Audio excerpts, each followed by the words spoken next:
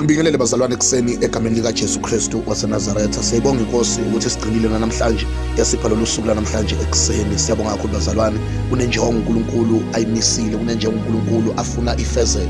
Kunezinto uNkulunkulu afuna ukuthi zenzeke ngempilo zethu. Ukuvuka kwakhe ekuseni akusiyo ngoba uhlakaniphile, akusiyo ngoba ungcono kunabanye abantu, kodwa go and look for that purpose, go and look for that mission, go and look for that task uNkulunkulu akuvusele yona, akumisele yona. It's not by default, it's not by mistake, kodwa uNkulunkulu wenze kwaba kuhle kuye ukuthi nawe balwa njengabantu abavukile kulolu suku namhlanje. Ngaphandle ke bazalwane okumosha isikhathi, ake singene izwi namhlanje esizothola phana ngokaLuka chapter number 9 verse number 23. Luka chapter number 9 verse number 23 lithi izwi lenkosi bazalwane, wayesethi kubo bonke, uma umuntu ethanda ukuza emva kwami makazidele athabathe isiphambano sakhe imihla ngemihla angilandele. Bafethu laze la isidudla nali izwi laze lalikhulu nalizwi bafethu, angiliphinde lithi wayesethi kubo bonke, not some but kubo bonke.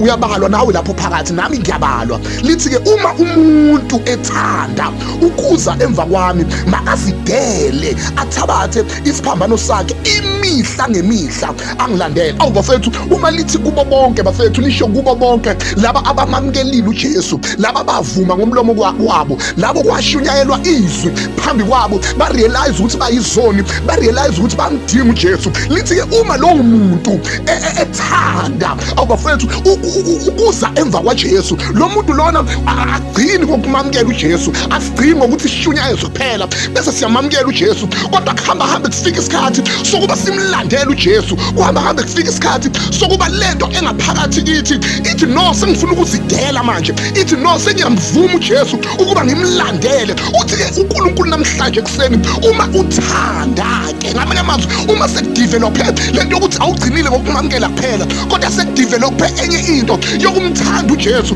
Lithi izwi kaNkulunkulu lalela ke, here is the instruction yokuthanda uJesu. Mawusumthandile uJesu nayo kufanele uyenze, zidele. Bafethu lithi izwi kaNkulunkulu makazidele bese ngagcina ukuzidela athabathe isiphambano sakhe. Ngamanye amazwi ilona loyo emva kokuthanda uJesu unesiphambano esiyisayini yohambo, esiyisayini yeministry, esiyisayini yethu uNkulunkulu akubizele yona la emhlabeni. Lithi izwi kaNkulunkulu lo muntu lona makazidele bese ethabatha uhambo lwakhe, bese ngagcini ngokuthabatha isiphambano kuphela bese emlandela uJesu. Ngamanye amazwi lithi lesiphambano asithathwa mangabe uthanda wena, kodwa sithathwa imihla ngemihla. Ngamanye amazwi impilo yokukholwa, impilo zalwane, impilo of decision making, of daily decision making, into oyenzayo every day you decide to follow Jesus. Bazalwane asifollow abantu, asifollow amabishop amakhulu, asifollow amasonto amakhulu awaziwayo. We are not following people on TikTok, we are not following people ku Google, we are not following people ku YouTube,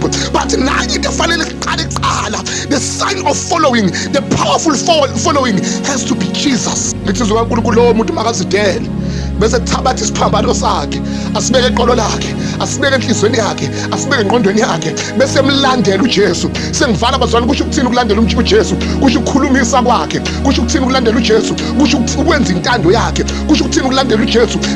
Kusho ukuhambisa kwakhe. Mhla waqala washintsha indlela obuka ngayo izinto, nendlela obuka ngayo uJesu, indlela ozibuka ngayo, nendlela obuka ngayo abanye abantu, uyorealize ukuthi ukulandela uJesu kusho ukuthini. Namhlanje kuseni bafowethu uthi uNkulunkulu ake sikhumbuzane ukuthi lento yokulandela uJesu is the decision making. Awenzela abantu, yiko noma sewuwa awenzela abantu, kodwa uwa ngoba sekuphume into yokumlandela, sekuphume into yokumthanda, sekuphume into yokuthabatha isiphambano wamlandela. Yiloko namhlanje bafethu ekuseni uNkulunkulu akumisile enhlizweni yami ukuthi ake sibukele lento yokumlandela uJesu. Asimlandeli futhi ngoba kubuhle kuphela, kodwa simlandela nazi inhlupheko. Asimlandeli ngoba sekukubi kuphela, kodwa simlandela noma kumnandi. Ngamanye amazwi yokulandela uJesu ibiza ukuthi unqume ukuthi noma ngiyamlandela uJesu whether kumnandi noma akumnandi, whether uyangenzela lento engithe ngicela ngenzele yona noma akayenzi, kodwa my decision is to follow him regardless. uNkulunkulu anibusise. May you have a wonderful day. Nisaphuma endaweni ezahlukahlukene la niyakhona, and pay in your mind and don't forget that we are following Jesus, not man. May God bless you.